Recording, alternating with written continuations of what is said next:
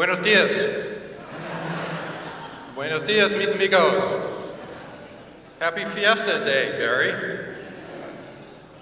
Greetings from Santa Barbara. As many of you know, Santa Barbara is a beautiful place.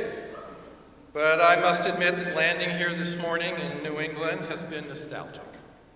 I see the azaleas, the tulips, the daffodils, the lush green grasses, the white blossoms on the trees. It's all a little bittersweet for me to see springtime again.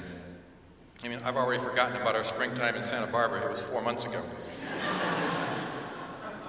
But Barry and Donna, I do bring greetings from my wife Arlene. In early March, we went to Spain to visit our daughter Andrea, who is studying abroad this term. She's living in Sevilla, a beautiful city in the southwest corner of the nation. Sevilla is known for many things, including decorative Spanish tile that appears everywhere on steps, around fountains, and in the plazas. And seeing that tile, Donna, made us think of you. We remember your visit with us in Santa Barbara when you took so many pictures of the small Spanish tiles on the floor of the old courthouse. You then turned those pictures into note cards. That was so characteristic of you, Donna. The ability to capture the intricacies of beauty in the smallest of things. I always loved it when you came back from a morning walk by the Gordon Ponds with stories of what you'd seen. A new batch of wildflowers, the necks of small turtles sticking up through the duckweed. You have an eye for nature that would have made you good company for Annie Dillard or Henry David Thoreau. But you'd also been good company for any pilgrim or co-worker. We always appreciated your amiable, can-do spirit, a perceptiveness about process and protocol that still honored people. Even during the pressure points in the admissions season. And you always spoke with grace about others, even when you could be tempted not to. You did not let the need for productivity eclipse the importance of kindness or the need to see what was good and beautiful in the people and places that were ignored.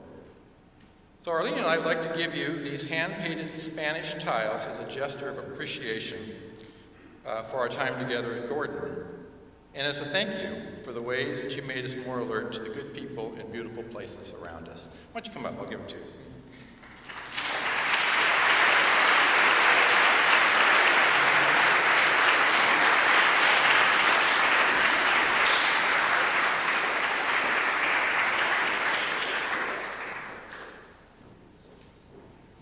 Well, Sevilla, Spain is famous for tiles, but also for many other things. For instance, it's flamenco dancing, or the Spanish Inquisition, and for its historic bullfight ring. And Barry, somehow being there in the city of bullfighters made us think of you. Perhaps that comes as a surprise. After all, Barry, you probably never dreamed about dressing up in embroidered silk. We know that you would prefer a Red Sox cap to the Matador's Montera hat, although I did bring one for you, which I'll give to you in a second.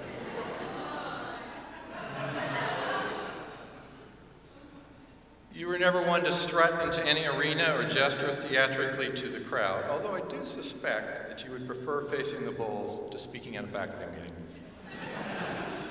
But like it or not, the dean of students is always in the middle of the ring. And on days, the dean must maneuver through some very serious jeopardy. For the most part, Barry, you maneuvered so well that you never got me in the ring with you. But when I did, it was always good company. True, we weren't always perfect. We messed up sometimes and got gored a bit. But even in those moments, it was memorable because of your good intentions and courage. And for a dean of students, it does take courage to be in that ring with an audience staring at your every move. And those moves had style, like the beautiful city of Sevilla. You had a calm spirit when emotions raged. You had the agility to avoid those people charging hard at you without running away from the challenges. And you had that quick wit when we needed it. I mean, how many times have you heard Barry stumbling through some tongue-twisted story, seeming to make things worse by trying to explain what he just said?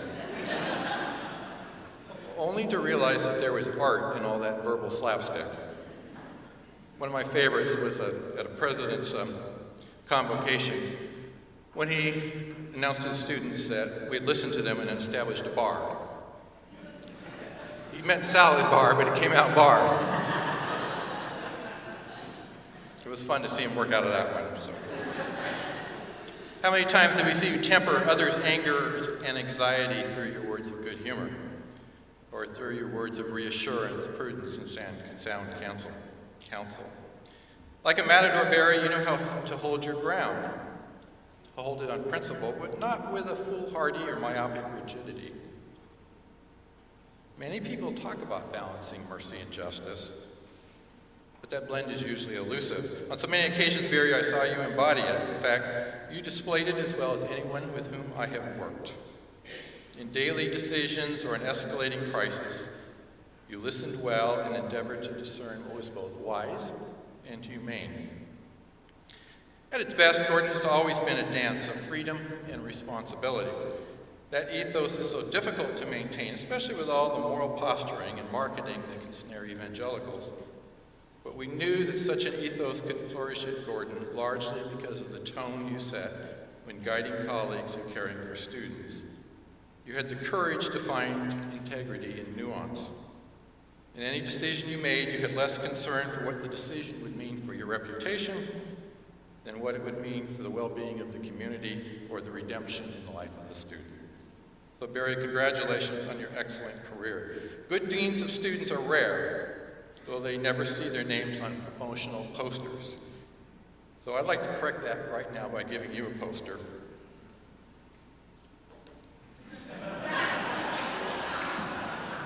Come get it.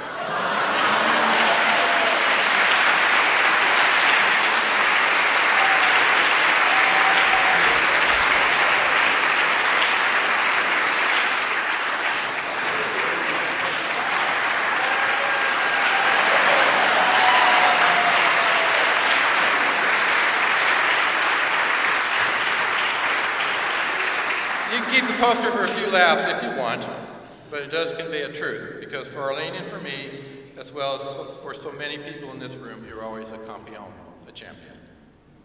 So thanks. Vaya con Dios.